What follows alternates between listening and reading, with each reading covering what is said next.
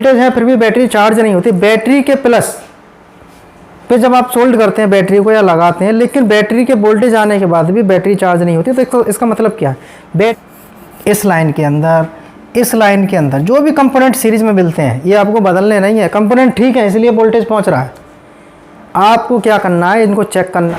देखिए दोस्तों, आप सभी का फिर से हमारे एक नई वीडियो पर स्वागत है। आज हम आपके लिए एक नया टॉपिक लेके आए हैं जो कि चार्जिंग से संबंधित है, जिसमें कि बहुत सारे भाई कमेंट कर रहे थे, बहुत सारे लोग उसमें परेशान होते हैं। चार्जिंग में क्या क्या प्रॉब्लम आती है वो सारी चीज़ें यहाँ पर समझेंगे और देखेंगे एकदम अच्छे तरीके से। लेकिन देखिए, हमारा अप्रैल का बैच स्टार्ट हो चुका है, जो कि हमारे पास में कोई जगह खाली नहीं है, स्टार्ट हो चुका है अप्रैल का। आप आना चाहते हैं, अपना बुकिंग कराना चाहते हैं तो 12 मई या जून के महीने की आप बुकिंग करा सकते हैं। 12 मई या जून की बुकिंग करा सकते हैं। हमारा फीस जो है टोटल 21,000 है, जिसमें कि रहना खाना फ्री रहता है। ऑनलाइन कोर्स का फीस हमारा 3,000 है, जिसमें कि हम पूरा कोर्स कराते हैं कंप्लीट बेसिक से एडवांस तक। ऑफलाइन में भी बेसिक से एडवांस तक कराते हैं, कम फीस लेते हैं। इसका मतलब ये नहीं होता कि कम सिखाते हैं, सारी चीज़ें सिखाते हैं, अच्छे से सिखाते हैं, पूरा प्रैक्टिकल के साथ सिखाते हैं। आप आना चाहते हैं, अपना बुकिंग कराना चाहते हैं। मई में अभी हमारी कुछ सीटें खाली है, बुकिंग जून की बुकिंग स्टार्ट हो चुकी है। मई में कुछ सीटें खाली हैं, जून की बुकिंग स्टार्ट हो चुकी है।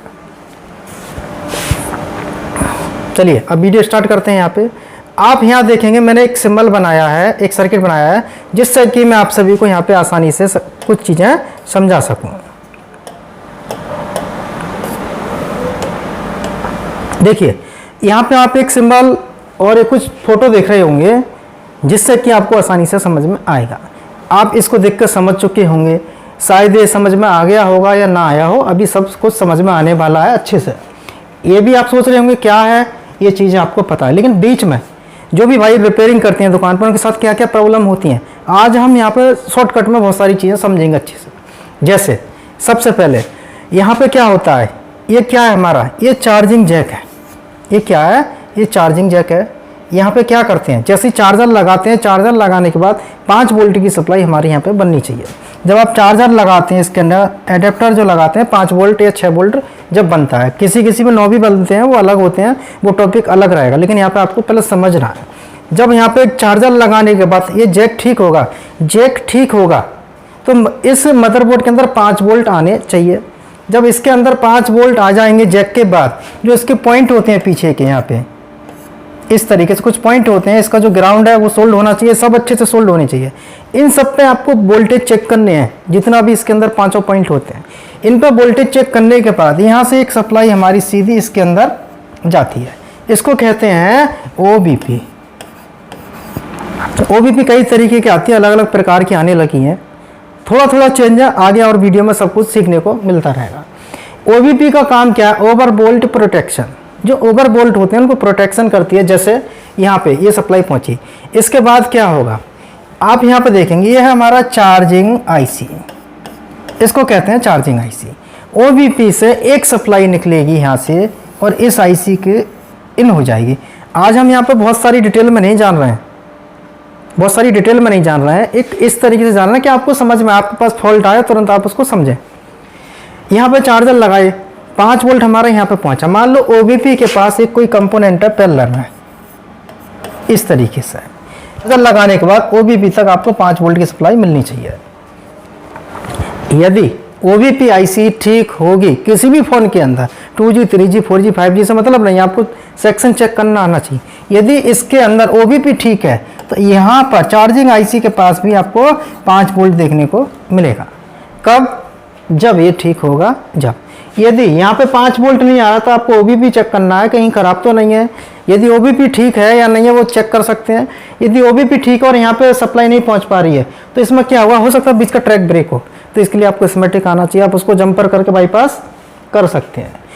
इतना चेक किए, OBP तक 5 वोल्ट पहुँचा। बैटरी को चार्ज, जब आप बैटरी इन पर लगाते हैं तो बैटरी चार्ज करने के लिए कितनी सप्लाई चाहिए, हर बैटरी के थोड़े थोड़े अंतर होते हैं। जब बैटरी को यहाँ पे चेक करेंगे तो यहाँ पे लिखा हुआ रहता है बैटरी के पीछे 3.7 4.1, ये कहाँ लिखा होता है, यहाँ पे चेक करेंगे लिखा हुआ सब कुछ मिलेगा। इस बैटरी की जो कैपेसिटी है इतने से इतने तक चार्ज होगी, ये सारी चीज़ें बैटरी पर लिखी मिलेंगी। अब बैटरी आपको लगानी कहाँ है, बैटरी आप लगाते हैं, बैटरी को लगाते हैं बैटरी कनेक्टर पे।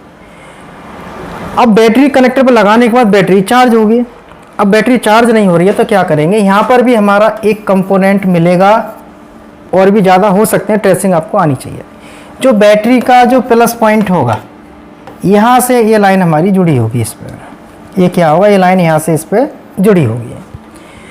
अब ये चार्जिंग आईसी ठीक होगी तो यहाँ पे कितना वोल्ट मिलेगा चार्जिंग आईसी का, आउटपुट में इतना वोल्टेज इस कैपेसिटर पर मिलेगा। यदि बैटरी के प्लस पर इतनी सप्लाई आती है तो आपकी बैटरी चार्ज होनी चाहिए। यदि यहाँ पे वोल्टेज है फिर भी बैटरी चार्ज नहीं होती, बैटरी के प्लस पे जब आप सोल्ड करते हैं बैटरी को या लगाते हैं, लेकिन बैटरी के वोल्टेज आने के बाद भी बैटरी चार्ज नहीं होती, तो इसका मतलब क्या है, बैटरी के साथ जो हमारे एम्पियर होते हैं, जो ये क्या है हमारा वोल्ट है, वोल्ट के साथ में जो एम्पियर होते हैं, वो एम्पियर यहाँ पे जीरो होने की वजह से या कम होने की वजह से बैटरी स्टोर नहीं हो पाती है। जब यहाँ पे बैटरी लगाते हैं, हो सकता है एम्पियर यहाँ ठीक हो, बैटरी का एम्पियर खराब हो, तो एक बार पहले आपको बैटरी बदल के देखना है कहीं बैटरी ख़राब तो नहीं हो चुकी है। यदि बैटरी बदल के देखने के बाद में फिर भी चार्ज नहीं हो रहा, तो आपको बैटरी यहाँ पे लगा रहा है, जो यहाँ पे कनेक्टर है, इस कनेक्टर को हम रिसोल्ड कर लेंगे, चेंज नहीं करना। आयरन पीपीडी की सहायता से इसके जो पॉइंट होते हैं वह कार्बन गंदगी जमने की वजह से क्या होता है कि वहाँ पे प्रॉपर तरीके से एम्पियर नहीं पहुँच पाते, वोल्टेज तक पहुँच जाते हैं। तो वहाँ पे आपको क्लीनिंग करके थोड़ा सा पीपीडी से पेस्ट से ड्राई सोल्ड करेंगे उसको हल्का हल्का, जिससे कि एम्पियर मिल जाए। यहाँ पे रिसोल्ड करेंगे, इसके बाद जो चार्जिंग जैक है इसको चेंज कर दें तो आपकी बैटरी स्टोर होने लग जाएगी, यदि बैटरी ठीक है। यदि यहाँ से यहाँ पे इन दोनों को करने के बाद बैटरी स्टोर नहीं हो पाती है किसी वजह से, तो क्या करेंगे, इसके अंदर जो भी कंपोनेंट सीरीज में आपको मिलेंगे, इस लाइन के अंदर, इस लाइन के अंदर, इस लाइन के अंदर जो भी कंपोनेंट सीरीज में मिलते हैं, ये आपको बदलने नहीं है, कंपोनेंट ठीक है इसलिए वोल्टेज पहुंच रहा है। आपको क्या करना है, इनको चेक करना है किस किस कंपोनेंट पे 5 वोल्ट आते हैं। जो सीरीज का कंपोनेंट होगा उस पे यहाँ भी 5 वोल्ट मिलेगा, यहाँ भी 5 वोल्ट मिलेगा देखने को, और यहाँ भी मिलेगा। जब दोनों तरफ 5 है तो क्लियर है हमारा ये सीरीज का है।